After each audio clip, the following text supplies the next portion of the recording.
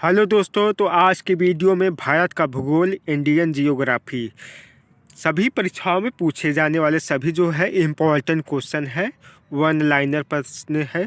इसमें देखिए UPPSC food और जीएस 2003-5, यूपीपीसीएस प्री में जीएस 2013 में पूछा हुआ है। सभी परीक्षाओं में पूछे गए प्रश्न है। सामान्य परिचय दिखती है, जनरल इंट्रोडक्शन। पहला प्रश्न दिया है, भौगोलिक स्थिति। भारतीय उपमहाद्वीप का देश जहां भारतीय प्रणाली का शासन है तो यह है श्रीलंका है। भारत में कन्याकुमारी अवस्थित है। भारत कहाँ पर अवस्थित है? कन्याकुमारी तो भूमध्य रेखा के ऊपर उत्तर में। प्रायद्वीपीय भारत का सबसे दक्षिणी बिंदु कन्याकुमारी स्थित है, भूमध्य रेखा के उत्तर। प्रायद्वीपीय भारत का सबसे दक्षिणी बिंदु कन्याकुमारी स्थित है, भूमध्य रेखा के उत्तर। देखिए प्रश्न जो है बार बार बना रहा है और उत्तर जो है अलग अलग है। वह एक शहर जो कर्क रेखा के एकदम समीप है, कोलकाता। भारत का वह नगर जो कर्क रेखा के सबसे नज़दीक है, कौन सा है? उदयपुर। उदयपुर कहाँ पर है? त्रिपुरा। वह भारतीय राज्य जो कर्क रेखा के उत्तर में स्थित है तो मणिपुर में है। कितने भारतीय प्रदेशों से होकर कर्क रेखा गुजरती है? तो यह 8 राज्यों से होकर गुजरती है। 80 डिग्री पूर्वी देशांतर और कर्क रेखा का मिलन बिंदु है मध्य प्रदेश। 10 डिग्री चैनल जो है अलग करते हैं, पृथक करता है अंडमान और निकोबार को।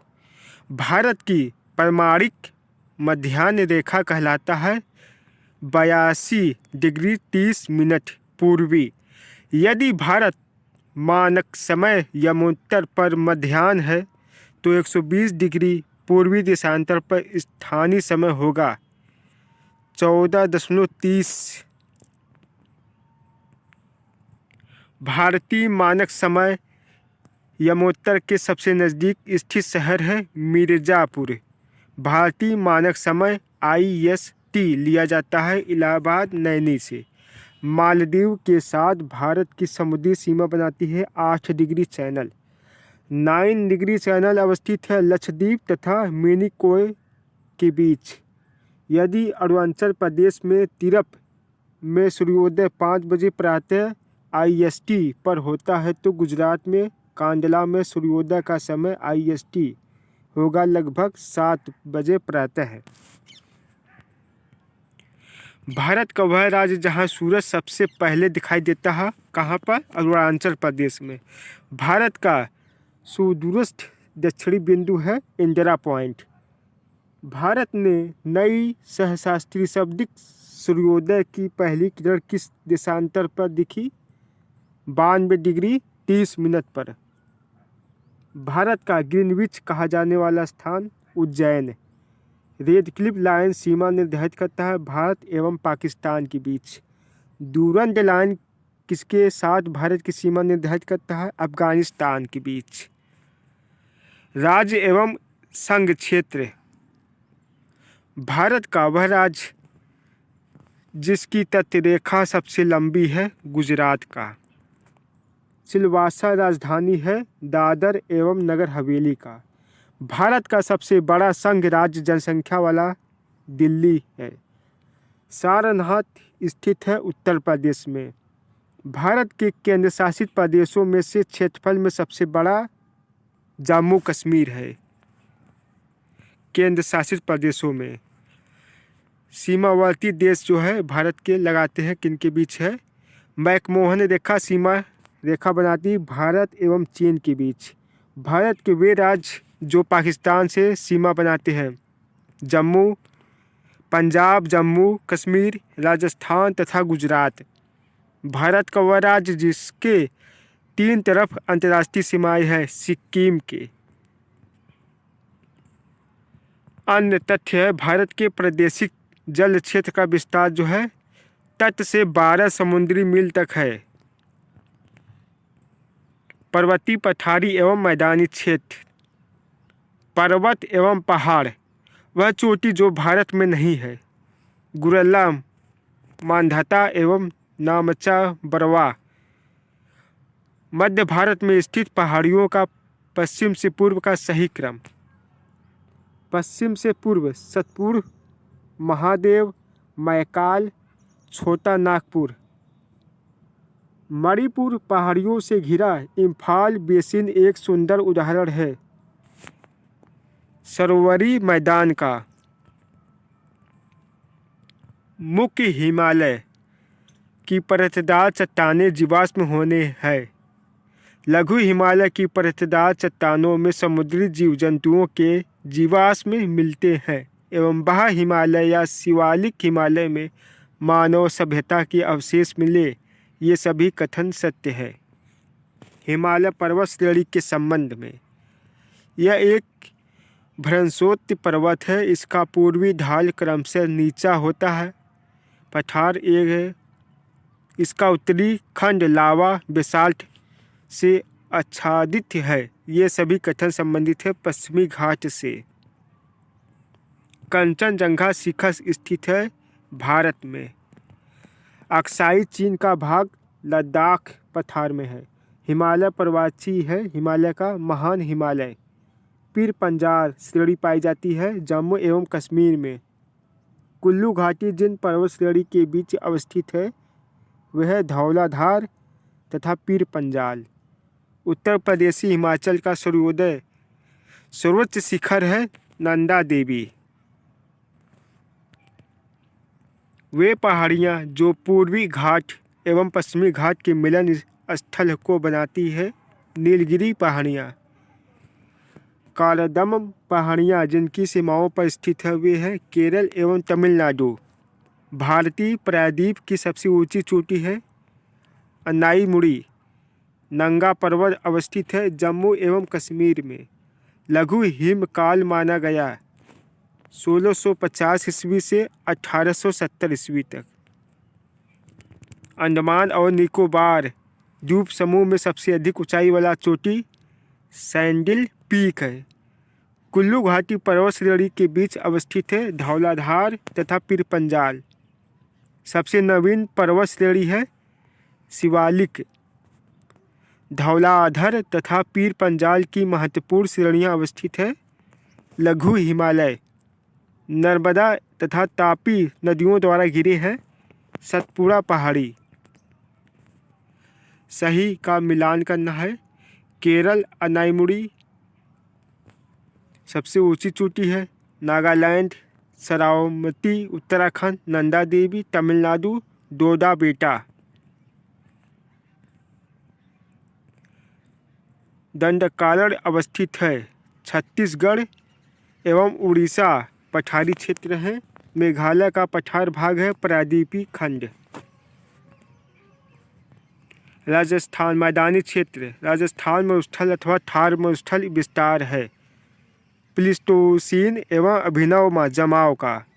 उत्तर भारत में उप हिमालय क्षेत्र के सहारे फैले समतल मैदान को कहा जाता है भाबर। अपवाह तंत्र। सिंधु बेसिन।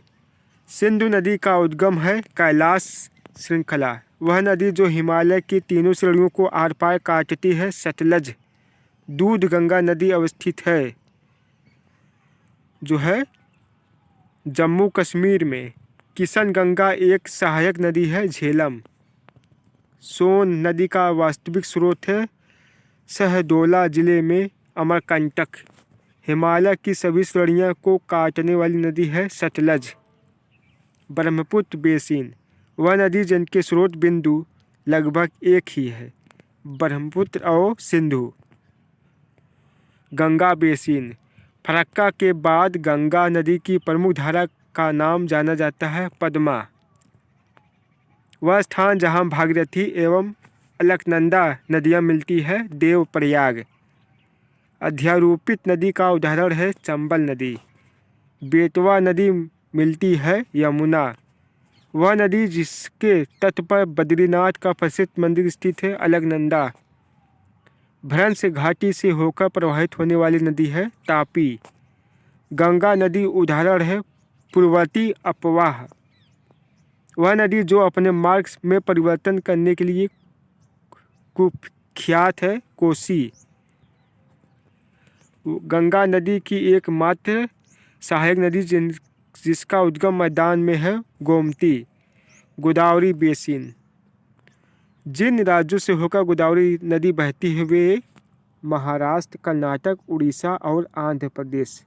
भारत की सबसे लंबी प्रायद्वीपीय नदी है गोदावरी। कृष्णा बेसिन। कृष्णा नदी की सहायक नदी है तेल। अन्य नदियाँ। वह नदी जिसके ऊपरी मार्ग में मीठा जल परंतु निचले भाग में खारे जल का प्रवाह मिलती है लूनी नदी। बंगाल डेल्टा का उप विभाग है मोरीबंद डेल्टा। अपने भ्रंश घाटी प्रवाह के लिए प्रसिद्ध नदी है दामोदर। वह नदी जिसका जल ग्रहण क्षेत्र सर्वाधिक है कृष्णा नदी। ब्रह्मपुत्र प्रथम स्थान सर्वाधिक जल प्रवाह में। भारत की नदियों में से वह नदी जो पश्चिमी घाट से नहीं निकलती ताप्ती या तापी। मन्नार की खाड़ी में गिरने वाली नदी है वैगई है।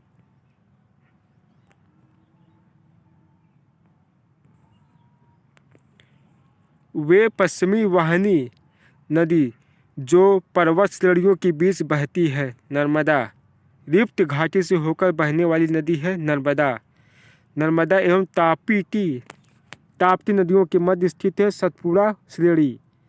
वह भारतीय नदी जो एस्चुअरी बनाती है ताप्ती। अरब सागर में गिरने वाली नदी ताप्ती। अमरकंटक से उद्गम होने वाली नदी नर्मदा। नर्मदा प्रवाहित होती है सतपुड़ा श्रेणी और विंध्य श्रेणी के मध्य से। ज्वारन मुख्य बनाने वाली नदी नर्मदा नदी है। कावेरी नदी का उद्गम ब्रह्मगिरी पहाड़ियों से। वह नदी जिससे दक्षिणी की गंगा कहा जाती है कावेरी। दामोदर जिसकी सहायक नदी है हुगली। भारत की वह नदी जिसे जैविक मरुस्थल कहते हैं दामोदर नदी। दक्षिण भारत की नदियों प्रमुख रूप से अपवाह तंत्र रखती है वृक्षनुमा। दो राज्यों में पहली बार दो नदियों को जोड़ने की परियोजनाओं के संबंध में समझौते के स्मृति पत्र पर हस्ताक्षर किए गए। कौन से राज्य है और कौन सी नदी है? उत्तर प्रदेश एवं मध्य प्रदेश। केन एवं बेतवा नदी है। हगरी सहायक नदी है तुंगभद्र। संकोश नदी सीमा बनाती है असम एवं अरुणाचल प्रदेश के बीच। वह नदी जो उड़ीसा में अपना डेल्टा बनाती है महानदी। दक्कन के पठार में नदियों का प्रवाह होता है पश्चिम से पूर्व। सही मिलान करना है। गंगा की सहायक नदी है सोन नदी। गोदावरी मंजरा। कृष्णा की सहायक नदी भीमा। यमुना की केन नदी है। नदियों के किनारे स्थित नगर। धौली स्थित है भुवनेश्वर में। लेह अवस्थित है सिंधु नदी के दाएं तट पर। नासिक अवस्थित है गोदावरी नदी के किनारे। तो ये नदी से संबंधित प्रश्न जो है समाप्त हो गए हैं।